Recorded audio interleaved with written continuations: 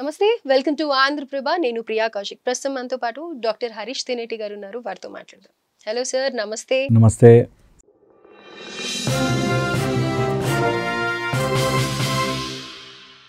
Sir, మీరు ఇప్పటి వరకు ఎన్నో ఎపిసోడ్స్లో టీనేజర్స్ ప్రాబ్లమ్స్ చెప్పారు, అసలు మేము ఎలా ఉండాలి అన్న విషయాలు చెప్పారు, ఎమోషనల్ వెల్బీయింగ్ గురించి చెప్పారు, ఇలా డిఫరెంట్ టాపిక్స్ మీద మాట్లాడారు. కానీ today the major problem with old parents, అంటే వాళ్ళు ప్రాబ్లం అని కాదు, వాళ్ళకు ఉండే ప్రాబ్లమ్స్ అని కూడా అనుకోండి, రైట్? అయితే కొంతమంది పిల్లలు దగ్గర లేక బాధపడుతూ ఉంటే, కొంతమంది హస్బెండ్ వైఫ్ వాళ్ళిద్దరి మధ్యన ప్రపత్యాలు వస్తూ ఇబ్బంది పడుతున్న వాళ్ళు ఉన్నారు. అండ్ కొంతమంది ఈ ఏజ్లో వాళ్ళని డీల్ చేయలేక వదిలేసే వాళ్ళు ఉన్నారు. కొంతమంది తెలిసి కూడా ఏం చేయలేని స్థితిలో ఉన్న వాళ్ళు కూడా ఉన్నారు. అసలు వీళ్ళ ప్రాబ్లమే సాల్వ్ చేసే వాళ్ళే ఎవరు లేరా? ఇంకా పిల్లలు ఎలాగూ వేరే దేశాల్లో ఉంటున్నారు, వాళ్ళు మన దగ్గరికి రారు అన్నప్పుడు వాళ్ళు ప్రతిరోజు కూడా వాళ్ళ మెమరీస్తో ఉంటూ ఉంటారు. కానీ అందరికీ ఉన్న హస్బెండ్ వైఫ్ వాళ్ళిద్దరు ఈ టైంని మనం మంచిగా ఎంజాయ్ చేయాలి అన్నది ఉండదు, రైట్? మనం మిథునం సినిమాలో చూసాం, బాలసుబ్రహ్మణ్యం గారు లక్ష్మి గారు ఉండటం, వాళ్ళిద్దరు బాగానే ఉంటారు. కానీ ఎంత బాగున్నా కానీ పిల్లల మీదకి తల్లి మనసు లాగుతూ ఉంటుంది, తండ్రికి కూడా ఉంటుంది, కానీ ఎక్కడ బయట పెట్టాడు. సో దీన్ని ఎలా చూడాలి అని అంటారు? ఈ ఓల్డ్ పేరెంట్స్ ఉండేసరికి యాక్చువల్గా ఇప్పటి నుంచి కనుక ప్లాన్ చేసుకోగలిగితే ఈ old age should never become అదొక పనిష్మెంట్ లాగా మారకూడదు. అంటే ఇప్పటి నుంచి అంటే ఏ ఏజ్ అంటారు? 40-45కి they should start planning for themselves. 55 plan చేసుకోవాలంటాను సార్ నేనైతే. ఇంకా కూడా అలా చేసుకోగలిగితే వెరీ గుడ్. రేపు మీ పేరెంట్స్ ఉంటారా, డస్ట్బిన్స్ ఉంటాయా అని చెప్పి అడుగుతున్నారా? ట్రూ అడుగుతున్నారు. నేను రెండు రకాలుగా చెప్తాను మీకు. డస్ట్బిన్స్ ఉన్నారా ఇంట్లో అని అడిగేవాళ్ళు ఉన్నారు. దాంతోపాటు అసలు పేరెంట్స్ని ఎందుకు చూసుకోవాలి, వాళ్ళు ఎందుకు చూసుకోవాలి? మమ్మల్ని వేయలేదా హాస్టల్స్లో చిన్నప్పుడు, మమ్మల్ని వేయలేదా స్కూల్స్లో? ఎప్పుడు మేము వద్దు అన్నా కూడా బలవంతంగా స్కూల్లో వేశారు కదా, అలాగే ఇప్పుడు మేము ఓల్డ్ ఏజ్ హోమ్లో వేస్తాం, తప్పేంటి అనేవాళ్ళు ఉన్నారు. అండ్ కొంతమంది పేరెంట్స్ ఎలా ఉన్నారంటే, నా పిల్లలు నన్ను చూసుకోవాలి అని చెప్పి ఆ మ్యారేజ్ అయిపోయిన కపుల్ని వెడగొట్టే వాళ్ళు కూడా ఉన్నారు. అబ్సల్యూట్లీ ఉన్నారు. దట్ నా కొడుకు నా మాట వినాలి అని తల్లి కూర్చుని ఇద్దరు విడిపోతుంటే, నువ్వు వెళ్ళురా, నువ్వు వెళ్ళి సైన్ పెట్టరా, ఎందుకు అనే రెచ్చగొట్టే వాళ్ళు కూడా ఉన్నారు. సో బోత్ సైడ్స్ ఈ ప్రాబ్లం ఉంటుంది. నిజంగా నేను ఎప్పుడు అంటాను కదా, ఇట్స్ ఆల్వేస్ ఇండివిజువల్ మనస్తత్వం. అండ్ ఒకవేళ ఓల్డ్ ఏజ్కి వెళుతూ ఉంటే, ఓల్డ్ ఏజ్కి తగ్గ ఓల్డ్ ఏజ్ వస్తుంది అని అందరికీ తెలుసు. దానికి నువ్వు ఏం ప్లాన్ చేసుకున్నావు, ఇది కంపల్సరీగా ఉండాలి. ఓల్డ్ ఏజ్ వస్తూ ఉంటే కొన్ని చోట్ల నువ్వు నోరు మూసుకొని నీకు అవసరం లేని చోట డిస్టర్బ్ చేయకూడదు. టూ మచ్గా ఓల్డ్ ఏజ్లో వచ్చే ప్రాబ్లమ్స్ని అడ్రస్ చేసుకోవాలి. ఇప్పుడు నేను జాబ్ రావాలి అంటే ఇప్పుడు రెజ్యూమ్ బిల్డ్ చేసుకోవాలి అని ఎలా అయితే ప్లాన్ చేసుకున్నామో, అలాగే ఓల్డ్ ఏజ్ బాగుండాలి అంటే ఫ్యూ ఇంపార్టెంట్ థింగ్స్ చూసుకోవాలి. 1, చెప్పిందే చెప్పను.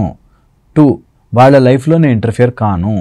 3, ప్రతి ప్రాబ్లంకి నేను ఎమోషనల్గా అని బాధపడిపోను. 4, నా హెల్త్ నాకు ఇంపార్టెంట్. ఇలాగ కొన్ని వాళ్ళు ప్రాక్టీస్ చేసుకోవడం స్టార్ట్ చేయాలి. ఇది చెయ్యక వీళ్ళు ఎయిదర్ ఓవర్ ఇన్వాల్వ్మెంట్ ఆర్ అయ్యో నన్ను పట్టించుకోలేదనే బాధ, ఈ రెండిటి వల్ల కూడా ఓల్డ్ ఏజ్ సఫర్ అవుతుంది. మేజర్గా మీరు చెప్పిన లాస్ట్ది, నన్ను ఎవరు కేర్ చేయట్లేదు, నాకు అసలు రెస్పెక్ట్ లేదు, అంతే డబ్బులు సంపాదించినంత వరకే రెస్పెక్ట్ ఇచ్చారు, ఇలాంటి మాటలు ఎక్కువగా వింటూ ఎంత దారుణంగా ఉంటుందంటే, అంటే నువ్వు డబ్బులు సంపాదించావు రెస్పెక్ట్ ఇప్పుడు కొనుక్కోవడానికి అనేది వాళ్ళకి అర్థం కాదు. సో నీకు రెస్పెక్ట్ ఇస్తే పిల్లలు గొప్పవాళ్ళు, రెస్పెక్ట్ ఇవ్వకపోతే పిల్లలు అసలు అంతకంటే వేస్ట్ గాళ్ళు ఉండరు అనే మైండ్ సెట్ ఒకటి. రెండోది, respect should not be begged or asked. Respect రావాలి. మా నాన్న మా అమ్మ అనే రెస్పెక్ట్ పిల్లలకి రాలేదంటే నువ్వు అడిగినా రాదు, వాడు అడిగినా బలవంత పెట్టినా రాదు. కొంత 1-2 సార్లు చెప్పచ్చేమో, అలా బిహేవ్ చేయకరా నాతో, అలా బిహేవ్ చేయక అమ్మతో అని చెప్పడం వేరు. ఇంకా ప్రతిసారి నువ్వు ముందు నా కాళ్ళకు వచ్చి దండం పెట్టు, ముందు మేము ఇంట్లో ఉన్నాం మాకు చెప్పవా అని ప్రతిదాన్ని. నేను ఎంతోమంది ఫ్యామిలీస్ని చూశాను, ఎంతోమంది. This is I'm telling on the record that చాలామంది పేరెంట్స్, వైఫ్ అండ్ హస్బెండ్ ఇద్దరు పిల్లలు ఒక చోట ఒక దగ్గర ఉంటే డోర్ కొట్టి, మీరు రండి, బయటకు రండి, మీరు మాట్లాడుకోకండి, మీ ఇద్దరు టుగెదర్గా ఎంతసేపు మాట్లాడుకుంటారు, మేము కూడా ఉన్నాం కదా అనేవాళ్ళు కూడా ఉన్నారు. సో వెరీ ఇంపార్టెంట్, దీన్ని అర్థం చేసుకుని ఒక స్టేజ్ వచ్చాక I think by 55-60 they have to plan their old age. ఇది 1. సెకండ్, ఏ పిల్లవాడికైనా సరే, ఏ కూతురైనా కొడుకైనా సరే, తల్లి తండ్రి are gods, living gods on planet. వాళ్ళు కొన్నిసార్లు సతాయిస్తారు, కొన్నిసార్లు ఎక్స్ట్రా చెప్తారు, కొన్నిసార్లు నీకు అనిపిస్తుంది నేను ఇంత పెద్దవాడినైనా ఇంకా మీ డామినేషన్ ఏంటి అని అనిపించినా సరే వాళ్ళ ముందు వినయంగా ఉండండి. మేజర్ ప్రాబ్లం ఏంటంటే బయటికి వెళ్ళినప్పటి నుంచి కాల్ చేస్తారు, ఎప్పుడు వస్తావు, ఎప్పుడు తింటావు, ఎప్పుడు వెళ్తావు, ఇవి అప్డేట్స్ అన్ని తీసుకుంటూ ఉంటారు. చాలా మంది ఇరిటేట్ అవుతుంటారు. నిజంగా కూడా ఇరిటేట్ చేసేలాగా కొంతమంది పేరెంట్స్ బిహేవ్ చేస్తారు. 1కి 10 సార్లు ఫోన్ చేస్తారు. ట్రూ అది. దాన్ని మనం డినై చేయలేం. ఏదో ఆన్ కెమెరా బాగుండాలి కాబట్టి తల్లి అంటే గొప్పది, తండ్రి అంటే గొప్పదని చెప్పినా రియల్ లైఫ్లోకి వచ్చేసరికి ప్రతి 10 నిమిషాలకు ఒకసారి ఫోన్ చేసి ఏం చేస్తున్నామని, నీ జరిగిన ప్రాబ్లం అంతా పేరెంట్స్ అంతా బాధపడిపోయి ఎమోషనల్గా ఉండి దట్ విల్ నిజంగా స్టిమ్యులేట్ చేసి ఇరిటేట్ చేస్తుంది. అందుకని ఆ balance is always important. 1. Second, ఒకవేళ కనుక పేరెంట్స్ అట్లా ఉంటే పిల్లలుగా సరే వాడు ఫోన్ ఎత్తేసి మాట్లాడేస్తే అయిపోయాయి, 5 minutes మాట్లాడేస్తే అయిపోయాయి. అండ్ వాళ్ళకి that much we can give. ఆ టైము, ఆ చెప్పడము స్లోగా మేనేజ్ చేసుకోవాలి. ఇప్పుడు పిల్లలు అల్లరి చేస్తున్నారు అనుకో, మనం ఎట్లా మేనేజ్ చేస్తాము, బొమ్మ ఇచ్చో ఏదో ఇచ్చి నేను మళ్ళీ వస్తాను రా అని చెప్పి. అలాగే పేరెంట్స్ ఒక ఏజ్ దాటాక చిన్న పిల్లలు అయిపోతారు.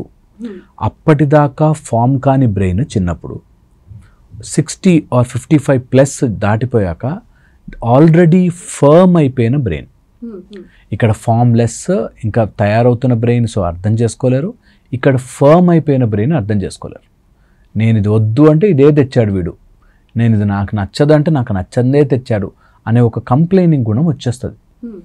అలా ఉంటుంది కాబట్టి దాన్ని ignore it. So because they are your parents, ఈ లైఫ్కి వాళ్ళ పేరెంట్స్ కాబట్టి ఇగ్నోర్ ఇట్. టూ మచ్గా వాళ్ళతో మన డిబేట్లోకి దిగినా, వాళ్ళని కరెక్ట్ చేయాలని చూసిన, నేను ఎప్పుడు చెప్తా, ఎట్ ద ఏజ్ ఆఫ్ 55 ఇంకా మారలేవు, మార్చలేవు. ఇంకా పిల్లలు చెప్తే అసలు మారరు పేరెంట్స్, ఇంకా స్టబర్న్ అయిపోతారు. వీడు చెప్తే నేను వినేదేంటి, ఆఫ్టర్ ఆల్ నా కొడుకు వీడు, ఆఫ్టర్ ఆల్ నా కూతురు ఇది అనేటట్టుగా అయిపోతారు. అంత స్టబర్న్ అయిపోతారు. సో టూ మచ్గా ఇన్వాల్వ్మెంట్ అవ్వకూడదు, టూ మచ్గా వాళ్ళని కరెక్ట్ చేసే పని చేయకూడదు. వాళ్ళని సెట్ చేసే పని మనం తీసుకున్న రోజులు ఇబ్బంది పడతాం. ఓకే, వాళ్ళకి అబ్సల్యూట్లీ యావిగేషన్ ఉండేలా చేయాలి. ఖాళీగా ఉన్నారంటే వాళ్ళకి they will have all sorts of confusions. So old age వస్తున్న కొద్దీ ఏం చెయ్యాలి, నేను ఏం చేసుకోగలను. కొంతమందికి హెల్త్ ప్రాబ్లం ఉంది, వెళ్ళలేరు, దూరం ప్లేసులకు వెళ్ళలేరు. But creates some activity so that వాళ్ళు ఇన్వాల్వ్ అయి ఉంటారు, గుడికి వెళ్ళి వస్తారు, లేకపోతే తిరుగుతారు. అట్లా you have to make sure that they are indulged into something. లేకపోతే పెయిన్ అయిపోతారు వాళ్ళు. పేరెంట్స్ ఏజ్ వస్తున్న కొద్దీ యూ ఫీల్ లైక్ ఎప్పుడవుతుందిరా బాబు ఇది అనేటట్టుగా ఉంటుంది. సో అందుకని ఆ రెండింటిని మేనేజ్ చేసుకుంటూ వెళ్ళడం చాలా చాలా ఇంపార్టెంట్, చాలా చాలా ఇంపార్టెంట్. కొంతమంది ఓల్డ్ ఏజ్ హోమ్లో వేసేసి అంత ఎక్స్ట్రీమ్కి వెళ్ళిపోతారు, ఇంకా వినర్ వీళ్ళు మాట అనే ఎక్స్ట్రీమ్కి వెళ్ళిపోతారు. నేనైతే ఎప్పటికీ ఆ పని చేయకూడదు. ఎంత కష్టం వచ్చినా, ఎంత నష్టం వచ్చినా దాన్ని మేనేజ్ చేసుకునే మైండ్ రావాలి, కానీ వదిలించుకునే మైండ్ రాకూడదు. Because they are your parents. వాళ్ళనైతే మార్చలేము మనం. సార్, ఎలా పాసిబుల్ అవుతుంది ఇప్పుడు ఉండే సిచ్యువేషన్స్లో హస్బెండ్ పేరెంట్స్ ఉన్నారు అంటే వైఫ్కి నచ్చదు, వైఫ్ పేరెంట్స్ ఉండాలి అంటే అక్కడ హస్బెండ్ ఉంటారు, వాళ్ళ పేరెంట్స్ని చూసుకోకుండా మా పేరెంట్స్ని ఎక్కడ పెట్టుకుంటారు అని అనుకుంటూ ఉంటారు. సో ఇలాంటి క్రిటికల్ సిచ్యువేషన్స్లో ఎలా పాసిబుల్ అవుతుంది? అదే బ్యాలెన్స్. ఇప్పుడు నువ్వు ఎక్కడైనా వచ్చి మనము వైఫ్కి ఎక్స్ప్లెయిన్ చేసుకోగలగాలి, అటు పేరెంట్స్కి ఎక్స్ప్లెయిన్ చేసుకోగలగాలి. ఆ మధ్యలో మనం క్లియర్గా ఆ డిఫరెన్సియేషన్ తీసుకురావాలి. అండ్ ఇదే మనకి కర్మ. దట్ ఒకవేళ వాళ్ళు అడ్జస్ట్ కాని వాళ్ళు వస్తే అతనికి నరకమే ఉంటుంది. అటు వైఫ్కి ఇటు పేరెంట్స్కి మధ్యలో నించునే పొజిషన్ వస్తే ఇట్ ఈస్ నరకం. మోస్ట్లీ అందరు ఇదే ఫేస్ చేస్తుండొచ్చు. దీని గురించి సపరేట్ టాపికే చేయాలి. తప్పకుండా. నేను అందుకే అంటాను, మంగళకరమైన పనులు ఎందుకు చేయాలి అంటే, గుడ్ థింగ్స్ లైఫ్లో ఎందుకు చేయాలి అంటే ఇలాంటి సిచ్యువేషన్ రాకూడదు. ఏ మనిషి, నిజం చెప్తున్నాను, ఏ మనిషికి 2 ఫేవరెట్ పీపుల్ ఉన్నారు, వాళ్ళిద్దరి మ్యారేజ్ ఒకే రోజు అనుకోండి, ఇటు వెళ్ళాలా, అది చాలా భయంకరమైన పొజిషన్. అరే నేను ఎటు వెళ్ళాలి, ఎవరు ఇంపార్టెంట్ అంటే ఏం చెప్తామని. సో 2 కళ్ళలో ఒక కన్నును పొడుచుకోండి అనేటట్టుగా చెయ్యాలి అనేది అది కర్మ. That's how you are suffered. నేను ఎలా సఫర్ చేస్తారంటే, మంచి ఆపర్చునిటీస్ 2 వచ్చాయి, ఇది తీసుకున్నాము అది బాగా అనిపిస్తుంది, అది తీసుకున్నాము ఇది బాగా అనిపిస్తుంది. That is how you are tested again and again. నిజంగా ఒక హస్బెండ్గా ఉంటే వైఫ్కి మదర్కి మధ్యలో స్ట్రగుల్ రాకూడదు అని కోరుకోవడమే నిజంగా వ్రతాలు నోములు చేసేవి అవేనేమో. దట్ ఆ డిఫరెన్సియేషన్ ఎప్పుడు వచ్చినా సరే వాళ్ళిద్దరికి ఎప్పుడు పడకపోయినా సరే నరకమే. సో దీన్ని డీల్ చేసే మెథడ్స్ ఉన్నాయి. యాక్చువల్లీ దీన్ని ఎలా మ్యానిపులేట్ చేయాలనేది we will do a beautiful episode on it. So that ఎప్పుడైనా అట్లాంటి సిచ్యువేషన్ ఆ సందిగ్ధంలోకి వస్తే we can always have methods to solve it. But priority మైండ్లో ఏం పెట్టుకోవాలంటే ప్రయారిటీ ఇద్దరూ నాకు అవసరమే. ఎవరు కరెక్ట్ అనే దాంట్లోకి వెళ్ళానంటే ఇరుక్కుపోతారు. ఇది ఫండమెంటల్ పాయింట్. మా అమ్మ కరెక్టా, నా భార్య కరెక్టా అని నువ్వు అందులో ఎప్పటికీ సాల్వ్ కాలేవు. ఎందుకంటే ఇద్దరు కరెక్ట్ వాళ్ళ సైడ్ నుంచి ఉంటారు. So you can't solve it. So అలా చూడకుండా కరెక్ట్నెస్ కాదు, ఐఎమ్ సీయింగ్ ఇద్దరికీ నేను ఇంపార్టెంట్, నేను ఎలా దాన్ని డీల్ చేయగలుగుతాను is the best method. So ఇది తెలిసి ఉండాలి. ఇంకా చాలా ఉన్నాయి. పేరెంట్స్ని అట్లా ఉంచడం కానీ, ఓల్డ్ ఏజ్ హోమ్లో వేయడం కానీ, సో ఇవి చేసుకుంటే, ఇవి అర్థం చేసుకుంటే ఈజీగా లైఫ్ని గో త్రూ అవ్వచ్చు. అండ్ ఎవ్రీ పేరెంట్ ఎవరైతే ఏజ్ అవుతున్నారో వాళ్ళు గుర్తుపెట్టుకోవాలి, ఫైనాన్షియల్గా డిపెండ్ గాను, హెల్త్ వైజ్ డిపెండ్ గాను, నా పిల్లలకి నేను ఇచ్చే ఆస్తి నేను ఆరోగ్యంగా ఉండడం. నేను ఆరోగ్యంగా లేకుండా నా పిల్లల మీద బర్డెన్ అయ్యి నేను ఎన్ని రోజులు నీకు చేశాను కాబట్టి, ఒక తల్లి అనడం నేను వాడికి డైపర్లు మార్చానండి, వాడు కనీసం నేను నడవలేని స్థితిలో ఉంటే నన్ను అంటే నువ్వు మార్చావు కాబట్టి నువ్వు ఇలా చేసేస్తే చెల్లుకు చెల్లు అయిపోయే బిజినెస్ వ్యవహారం కాదు. సో ఇది అది అర్థం చేసుకోవడమే లైఫ్ బ్యూటిఫుల్గా మార్చుకోవడానికి ఒక పర్పస్.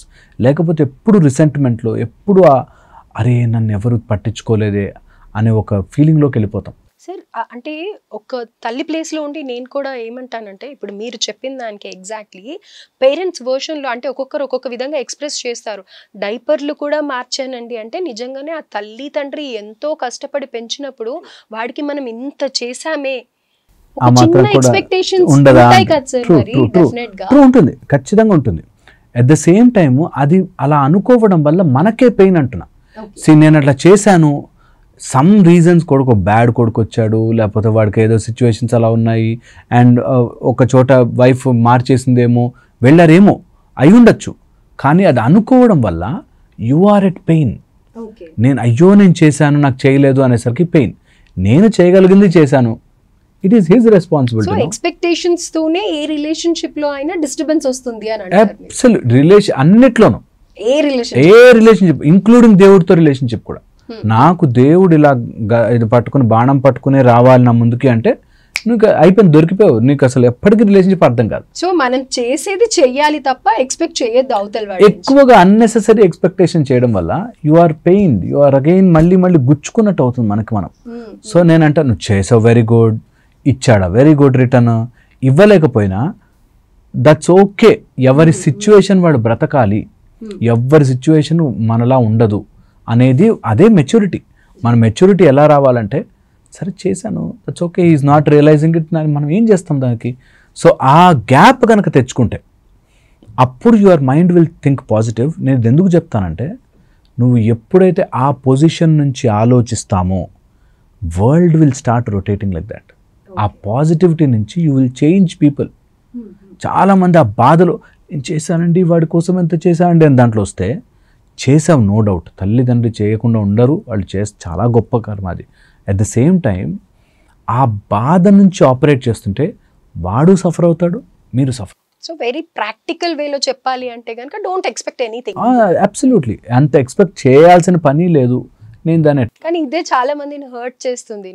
హర్ట్ చేస్తుంది ఖచ్చితంగా. ఎంత చేసాం కదా మన పిల్లలకి, ఎంత ఇబ్బందులు పడ్డాం కదా అని అనేసి అనుకుంటున్నాను. అబ్సల్యూట్లీ హర్ట్ చేస్తుంది, అబ్సల్యూట్లీ హర్ట్ చేస్తుంది.